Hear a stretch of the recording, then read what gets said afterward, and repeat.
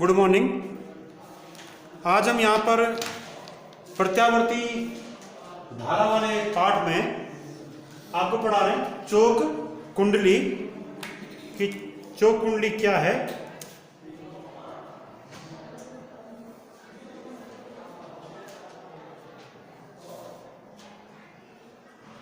चोक coil, चोक कुंडली किसे कहते हैं? चोक कुंडली। आपने घरों में जो ट्यूबलाइट देखी होगी, तो ट्यूबलाइट में एक क्वाइल होती है उसमें लगी हुई, ठीक है। एक तो ट्यूब वाला सिरा होता है और ट्यूब के पीछे की तरफ एक थोड़ा इस रूप में एक चीज चिपकी रहती है, उसमें वो क्वाइल है उसकी। वो क्या है? वो चोक कुंडली है, ठीक है ना।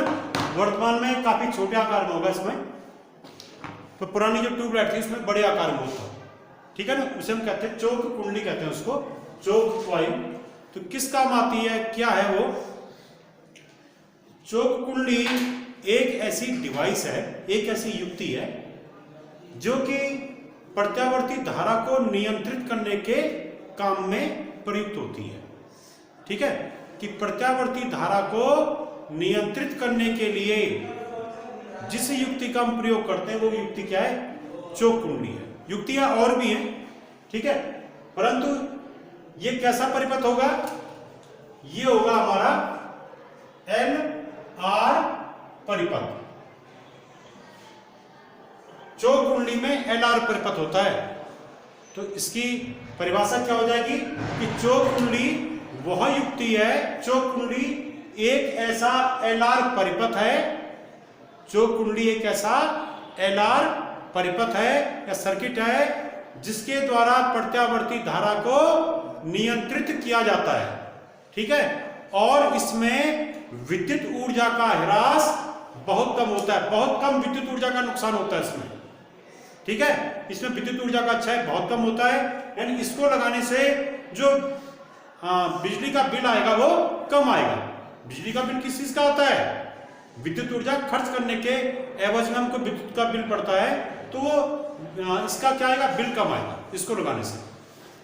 तो सीधा सा अर्थ है कि चोक कुंडली एक ऐसा LR सर्किट है जो क्या करती है? जो प्रत्यावर्ती धारा को नियंत्रित करती है और इसको प्रयुक्त करने से विद्युत ऊर्जा का ह्रास कम होता है, कम शक्ति क्षय होता है, ठीक है। अब क्यों होता है ऐसा? इसके लिए यहां पर हम देखते हैं। पहले तो सबसे पहले इसकी बनावट देखिए कि इसकी बनावट क्या है।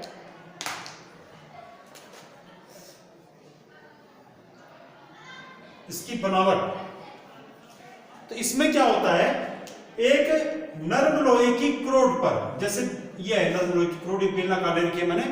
नर्म लोहे की क्रोड पर तांबे के लैमिनेटेड तारों को, तांबे के ऐसे तार जिनके बाहर से क्या होगा?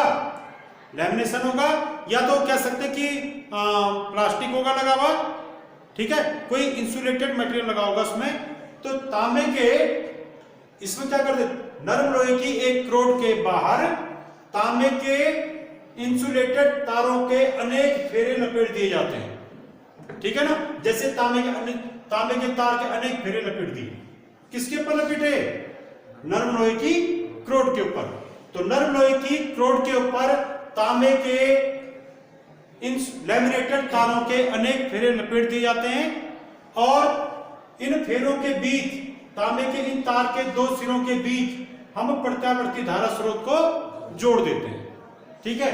और इसी में उस बल्ब या डिवाइस को जोड़ा जाता है जिस डिवाइस को हमने चोक कुंडली पर चलाना है, ठीक है। ये बल्ब जोड़ दिया ऐसे, या ट्यूब, ठीक है, जो आपकी ट्यूब है वो ये है, ठीक है। तो इसकी बनावट क्या होगी कि इसमें क्या क्या आता है? नर्म लोहे की एक क्रोड पर तांबे के लैमिनेटेड तारों के अनेक फेरे लपेटे जाते हैं और तब तार के सिरों के बीच प्रत्यावर्ती धारा प्रवाहित की जाती है, ठीक है। यह एक प्रकार का LR परिपथ है। L मतलब यहां पर कुंडली बन रही होगी। कुंडली का क्या होता है? स्वप्रेरकत्व होता है। तो L मतलब स्वप्रेरकत्व। यहां पर एक कुंडली बन गई, तांबे के तार फेरे लपेटे तो फेरे लपेटने से क्या बन गई? कुंडली। तो प्रत्येक कुंडली का क्या होता है? स्वप्रेरकत्व होता है। तो यहां पर जो ये LR परिपथ बना, इस LR परिपथ का स्वप्रेरकत्व क्या माना गया है? L माना गया है। ठीक है। और क्योंकि ये धातु से बना है, तांबा धातु है, तो इसका ओमीय प्रतिरोध भी अवश्य होगा। ठीक है। नर्म लोहा भी क्या एक प्रकार की धातु है, तो इसका भी क्या होगा? अपना ओमीय प्रतिरोध होगा। ठीक है। जो आपने बल्ब जोड़ा उसका भी अपना ओमीय प्रतिरोध होगा। तो प्रत्येक पदार्थ का ओमीय प्रतिरोध होता है।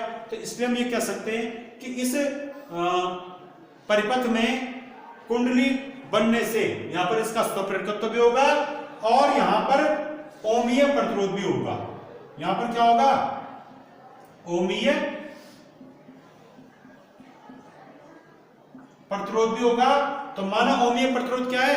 R। तो इसमें क्या क्या आता है? इस ओमीय प्रतिरोध का मान कम से कम रखा जाता है, कम से कम, और L का मान अधिक से अधिक रखा जाता है।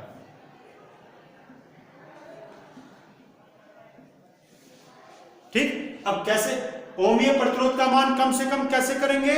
इसके लिए हम क्या करते हैं?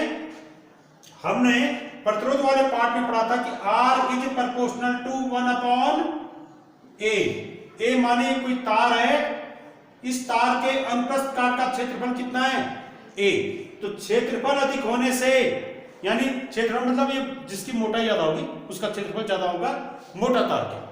ठीक है। तो जिस तार के अनुप्रस्थ काट का क्षेत्रफल ज्यादा होगा उसका ओमीय प्रतिरोध क्या होता है? कम होता है। तो यहां पर जो तांबे का तार प्रयुक्त हो रहा है फेरे लगाने में, उस तांबे के तार को मोटा लेते हैं, तो मोटे तांबे के तार के फेरे लगाए जाते हैं। इससे मोटा तार लेने से क्या होता है? ओमीय प्रतिरोध वहां पर कम हो जाता है। ठीक है ना? समझ गए इसको? तो मोटे तांबे का तार लेने से यहां पर ओमीय प्रतिरोध कम हो जाता है। इस प्रकार से R का मान हम क्या करते हैं? कम कर देते हैं। अब L का मान अधिक से अधिक कैसे करेंगे? L अधिक से अधिक रखा जाता है इसमें चौक कुंडली में।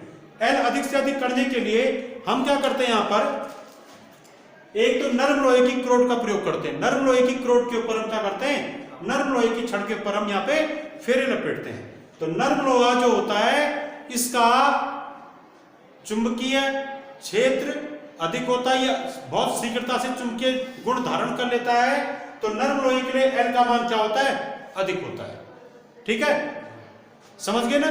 तो नर्म लोहे की छड़ को प्रयुक्त करने से L का मान बढ़ जाता है। दूसरा, तांबे के तार के फेरे अधिक लेने पर फेरों की संख्या, आप फेरों की संख्या बढ़ाएंगे।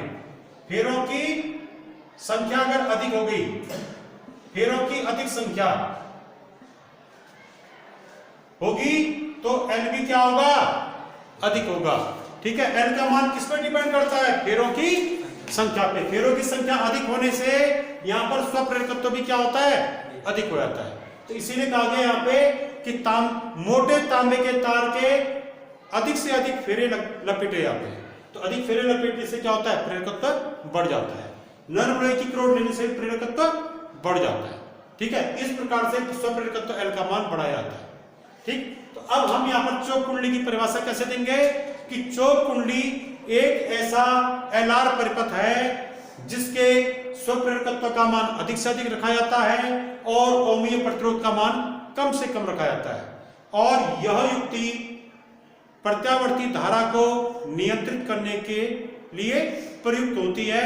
और इसको प्रयुक्त करने से क्या? विद्युत ऊर्जा का ह्रास कम से कम होता है। विद्युत ऊर्जा कम से कम क्षय होती है।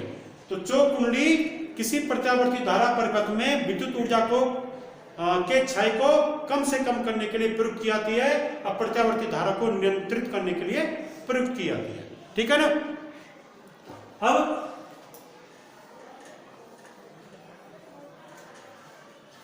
यहां पर ये इसकी बनावट हो गई।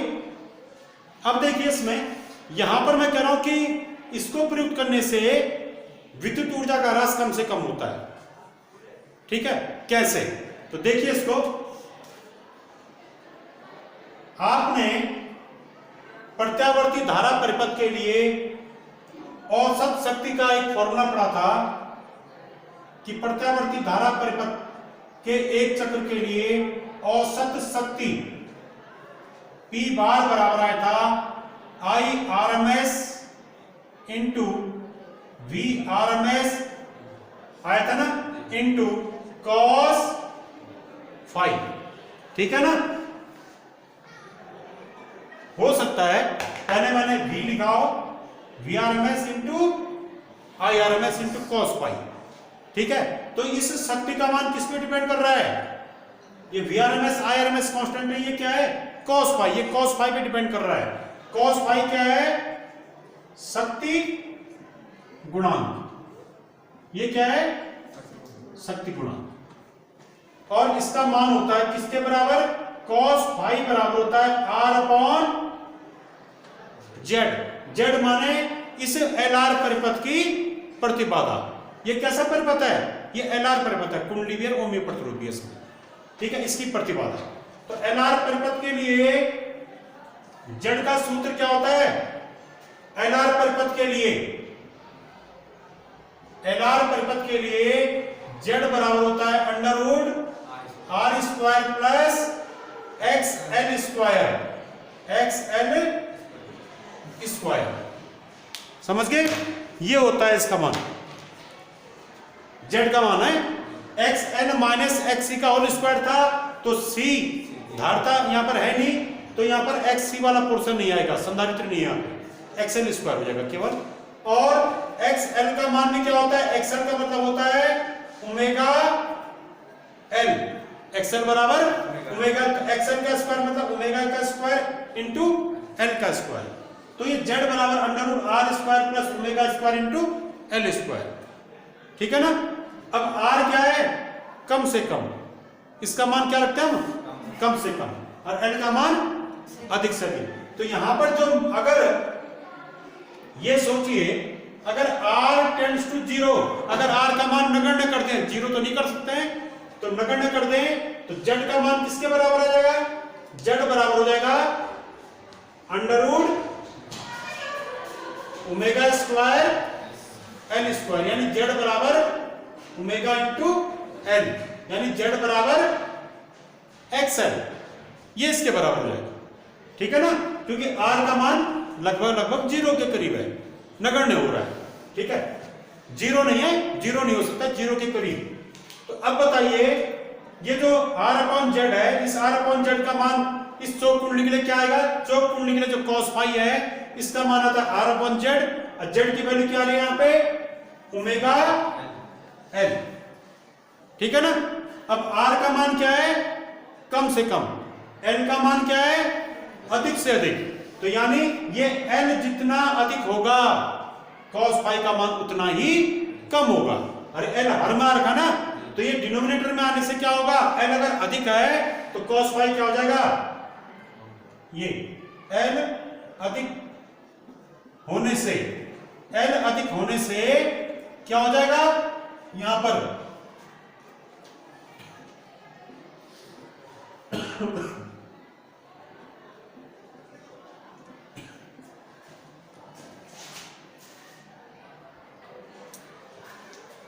R कम से कम है, लिखा है इसमें, L अधिक से अधिक है, तो इससे क्या होगा? R कम L अधिक होने से ये cos फाई का मान क्या हो जाएगा?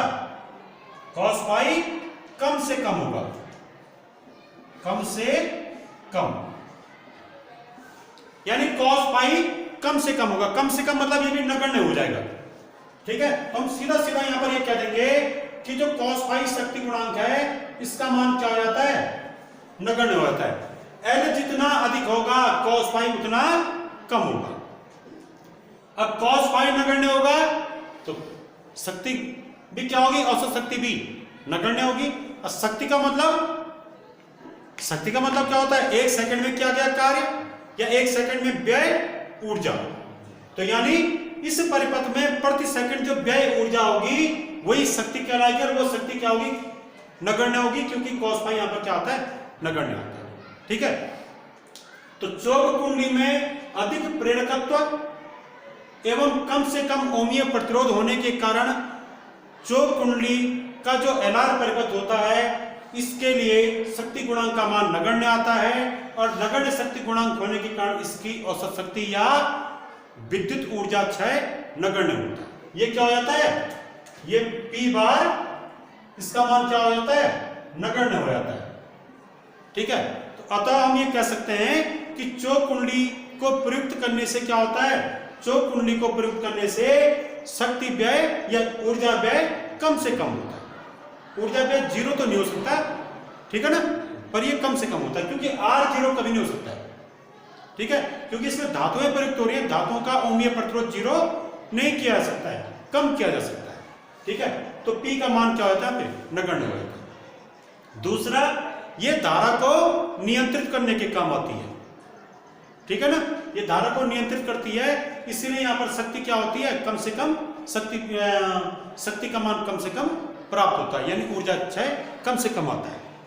ठीक हो गया, ये इसकी कार्यविधि होगी। इसमें क्या करते हैं कि जो ये नरम लोहे की क्रोड के ऊपर तांबे के तारों के, मोटे तांबे के तारों के अनेक फेरे लपेटे गए हैं, इन फेरों के बीच हम क्या करते हैं, इन फेरों में हम प्रत्यावर्ती धारा प्रवाहित करते हैं। तो प्रत्यावर्ती धारा जब इसमें प्रवाहित होती है तो यहाँ पर जो ट्यूब लगी होगी, ठीक है, ट्यूबलाइट या बल्ब जो लगा हुआ, उस बल्ब के द्वारा जो यहाँ पर विद्युत ऊर्जा क्षय की जाएगी उसका मान कम से कम प्राप्त होगा और इसमें विद्युत धारा का नियंत्रण होता है। ठीक है, एक चीज और, प्रत्यावर्ती धारा या विद्युत धारा को नियंत्रित करने के लिए धारा नियंत्रक का प्रयोग भी होता है।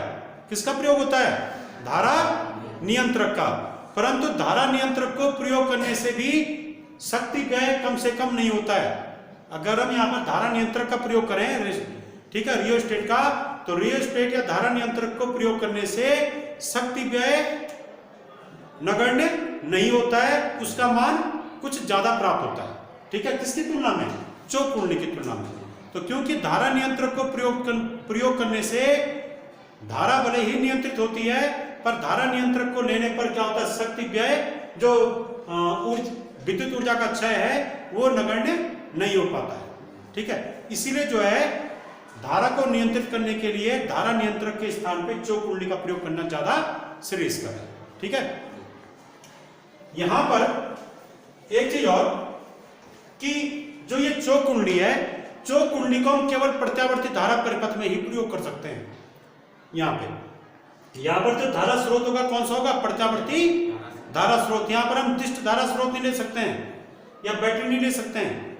क्यों, क्योंकि जो दिष्ट धारा स्रोत होता है,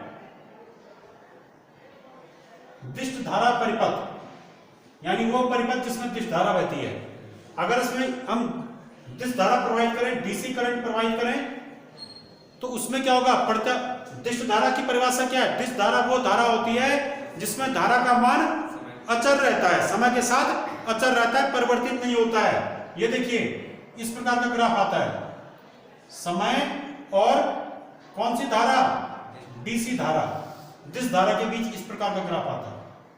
यानी समय बढ़ने पे धारा का मान क्या है, अचर है। तो दिष्ट धारा क्योंकि समय के साथ परिवर्तित होती नहीं है, तो ऐसी स्थिति में इसके लिए फ्रीक्वेंसी, दिष्ट धारा के लिए आवृत्ति का मान क्या आएगा, आवृत्ति का मान 0 आता है। ठीक है, आवृत्ति का प्रयोग वहां होगा जहां वो बार बार चेंज हो रहा है। तो क्योंकि दिष्ट धारा समय के साथ अचर रहती है, उसकी आवृत्ति क्या होती है, उसकी आवृत्ति f बराबर 0। ठीक हो गया ना, f बराबर 0 होती है। इस कारण से यहां पर क्या होता है, यहां पर दिष्ट धारा को प्रयोग करने पर यह चौक कुंडली प्रयुक्त, इसका प्रयोग नहीं हो पाता है। ठीक है ना, ठीक है, तो दिष्ट धारा का प्रयोग क्यों नहीं करते इसमें, क्योंकि दिष्ट धारा के लिए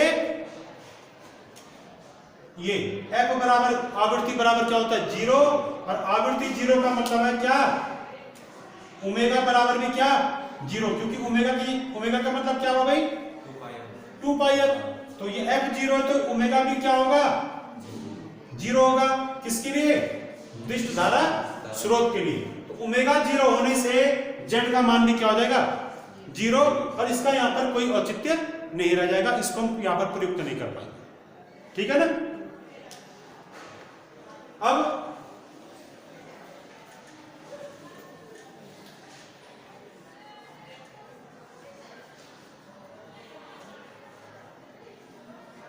तो क्या है, चोक कुंडली, चोक कुंडली अधिक स्वप्रेरकत्व और कम से कम ओमीय प्रतिरोध वाला एक एलआर परिपथ है, जिसके द्वारा प्रत्यावर्ती धारा को नियंत्रित किया जाता है। ये इसकी परिभाषा हुई, ठीक हो गया ना। और इसके द्वारा विद्युत ऊर्जा का ह्रास क्या होता है, विद्युत ऊर्जा का ह्रास कम से कम होता है। ह्रास मतलब क्षय, कम से कम, ठीक है। हम ये नहीं कह रहे कि विद्युत ऊर्जा 0 क्षय होगी। क्यों नहीं होगी 0 क्षय? क्योंकि किसी भी परिपथ के लिए R का मान हम कम से कम तो कर सकते हैं, पर 0 नहीं कर सकते हैं। तो R का मान चूंकि 0 नहीं किया जा सकता है, इसलिए इसमें चोक कुंडली को प्रयोग करने पर औसत शक्ति या विद्युत ऊर्जा का क्षय 0 नहीं किया जा सकता है, ठीक है ना। तो आज आपने चोक कुंडली पढ़ लिया, ठीक है। Thank you.